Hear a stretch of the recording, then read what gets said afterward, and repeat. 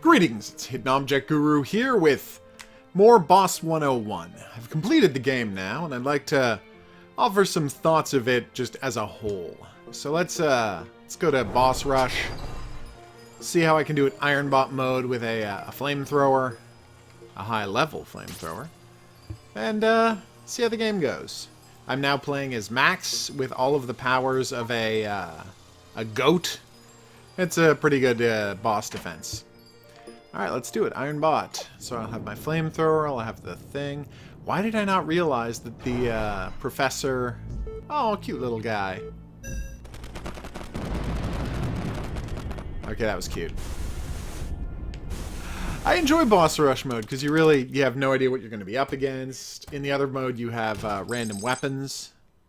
Endless launch. Okay, that's restart. I don't want to restart.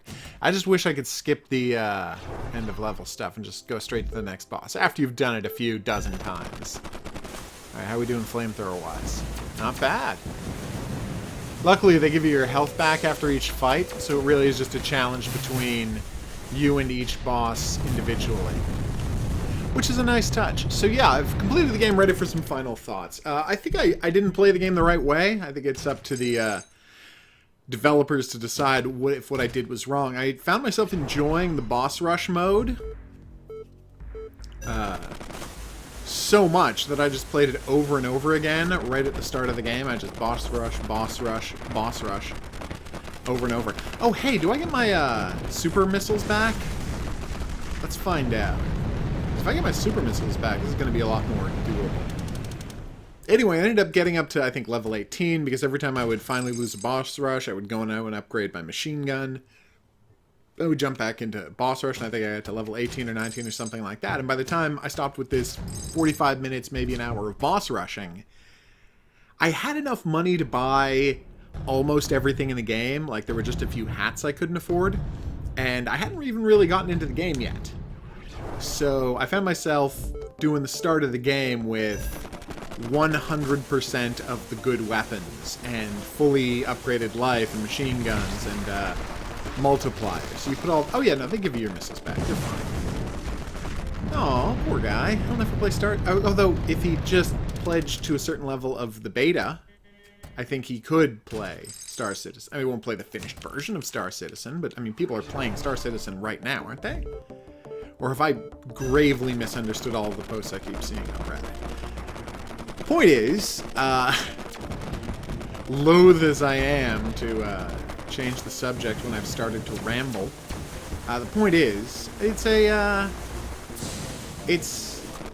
weird going into the main game with everything already unlocked, because you can just zip through 80% of the gameplay, and it creates a situation where the story segments are lasting 5 to 10 times longer than the fights that lead to the story segments. And I really like the story segments, so that's not a complaint per se, but it does feel weird.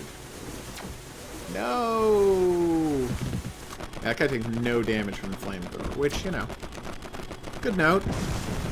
Takes good damage from my missiles, so that's nice. Yeah, I didn't figure out how to unlock a lot of the game's trophies. Like, there's this, at the end of the level, you get medals. So you get medals for if you did it under a certain amount of time. You get levels if you did it without getting hit at all. You get medals if you found the gopher. The gophers who are in basically everything but the first 3 in boss levels. So there's plenty of medals in the game. And I'll be honest with you, I couldn't figure out almost any of them. It was kind of bad because there are these two other... They're the ones that are just gimmies. Then there are ones for having a dolphin help you out. And I could never really quite get how that worked. I mean, so on the 3 water levels, a dolphin dances around in the water beneath you. And if you shoot him, he will spin up into the air and I think hurt the enemies. And you might think, oh, well, that's how you get the dolphin to give you a medal. But no, that's not how you do it. I did that a couple of times and it didn't work. Which is strange because of the 3 dolphin levels, I have 2 of the 3 medals for dolphin buddies, and I have no idea how I got them. Is it get through the level without shooting the dolphin? Is that the secret? I honestly have no idea. I guess I could go and try it again. But yeah, the point is, the game's main main feature is, other than the 3 bosses, well, 4 bosses, sorry. Leroy Jenkins, let's do this. Other than the 4 bosses, you've got a game where you are 100% allowed to determine how difficult the game is. And that's just, I mean, it's strange, right? Because you can pick what weaknesses by respawning bosses over and over and over again. You can pick what weakness you want a boss to have. So it's not just a question of getting the right weapon, right? Like, getting in the right weapon and powering up the right weapon is great, but you can just keep hitting that boss reroll button over and over again until it has the weakness that you like, which is very strange to me. Okay, you're going to just keep using that dart on me, are you? So, fun fact, and I think this is the best part about the game. Okay, let me just make sure this works. Ow! I thought I could fly into the boss without getting hurt, although maybe that's not, you can't do that with all bosses. Some bosses, you can fly right into their bodies without getting hurt, and they will... It's weird he's already thinking about episode 8 and 9, even though episode 8 isn't out yet. Maybe he's already seen it. Ooh, scandalous. The point is, you can fly right into a lot of guys' bodies, and only their bullets will hit you. Then, in fact, I was stumped on how to beat Boss 101 until I realized, like, okay, you just can't do it with these bosses. Until I realized that, yeah, I could just fly right to within Boss 101's body and not be hurt at all. He can only hurt me when he actually fires things at me, and I don't know if that's all of them. Sorry, not if that's all of them. If all of the regular bosses you can't do that, or if just certain bosses hit you by touching you. But I am interested to find out. Ugh. That guy's a decent shot, but I have Apocalypse missiles, so you know, I don't see this as going particularly well for you. No, it really is a solid game. It's bright, it's fun. There's like 40 different, well, not 40, but I think there's like a couple of dozen sets of parts. Actually, there might be 40 different sets of parts, and they can be mixed and matched completely randomly. Although this isn't that random, because the mantises, I looked this up because I was just having fun examining them. The mantis's default back is the caterpillar there, so there you go. It's a really solid game, though. I can't say enough good things about it. I really like, I'll admit it, I really like that it lets you decide your own difficulty level. You know, sometimes I would just, you know, set a guy to wrench and then walk up and smash him with a wrench over and over again until he died. And that is a real blast. Oh my god, why did I pick the flamethrower? It does 0 damage. Unless you're a flamethrower weak. I really should have brought the rocket launcher. The weirdly, flamethrower is what I beat Boss 101 with. I mean, I mostly didn't use it. I used it because flamethrower, you don't have to aim well, and it instantaneously destroys the all the levels of the meteors that hit you. And the genius with doing that is, like, the second a meteor comes anywhere near you, you just hit that. It completely wipes out the meteor, and maybe it drops a health or 2. It probably won't, like it does if you use the love gun, but the problem with the love gun is it does so little damage. No! Jerk.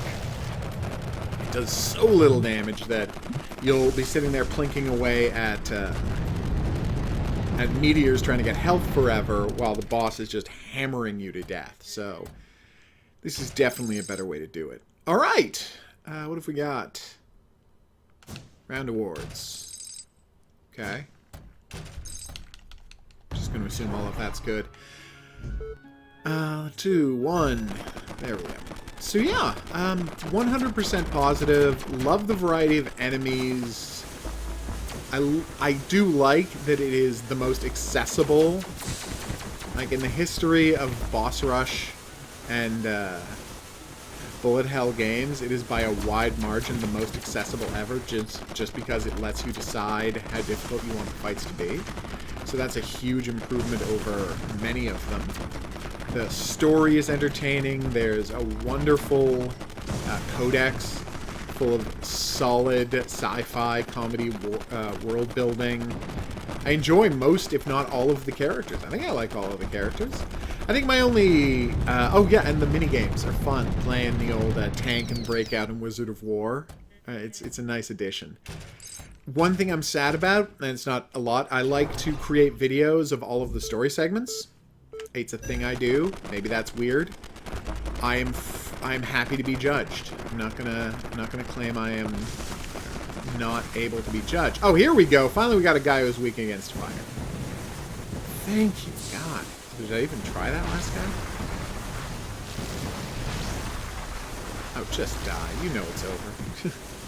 I like to create videos that have all the story segments in them, just so people don't have to play through the whole game if they want to see the ending, or they want to reference a certain part in the story. It's just a nice reference to have.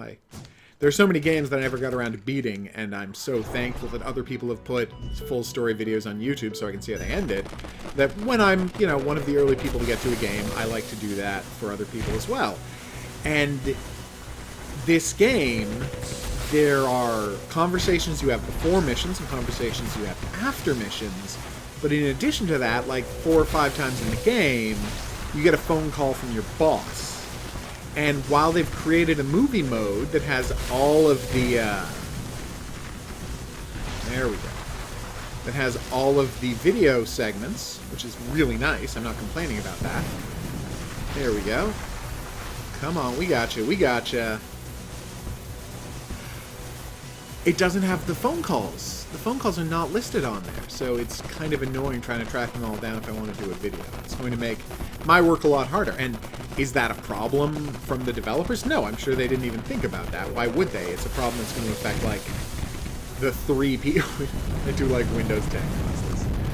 Like, the 3 people who are ever going to do this nuts thing I do. But at the same time, for guys who went to the trouble of making it so you could rewatch every movie in the game because they were understandably happy with the quality of their writing, you know, and I think rightfully happy with the quality of their writing, to then have a whole section of their writing that just gets left completely,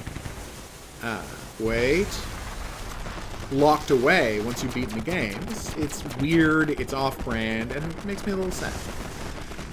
But I honestly think that's my biggest complaint about the game. It's just a really solid, casual bullet hell. And you might be thinking, casual bullet hell? Isn't that a contradiction in terms? Turns out it's not. They've done it. So way to go. Company who's made this game, whose name I've completely forgotten. Donnelly Labs? Maybe? It's bad. I should have written that down. Alright. So I've been the Hidden Object Guru. Thanks for coming along this journey with me. There should be things, windows popping up, buttons popping up in the window if you want to see more videos or subscribe. I always encourage you to do that. Join me back here for more videos about upcoming and new games, as well as whatever weird project I decide to do, i.e. playing an all 3D hidden object game. Sorry about the sound quality in the videos lately. I'm trying to find out if it's a cable or a microphone issue, so it's going to be fun. Might have to get a new microphone, which I'm not psyched about. Because as the old saying goes, microphones aren't cheap. Anyway, seriously though, thanks to Donnelly Labs, of course, for getting me a key into the game. Well, Game Crit is a key to the game, but it's the same thing. I appreciate that, and my final assessment is I think the game costs like $10, $12, something like that, and I can honestly say this is absolutely worth it. If I'd seen this game for $12, that would have been a completely valuable investment for the just amount of really solid gunplay there is. So, way to go on Boss 101, a really successful game, and specifically, an unbelievably fun character. I just really like the character Boss 101. He and his sidekick, Red Jetpack Trooper, are quite entertaining. I don't remember the Red Jetpack Trooper's name. Alright, so yeah, I will see you soon, but until then, au revoir.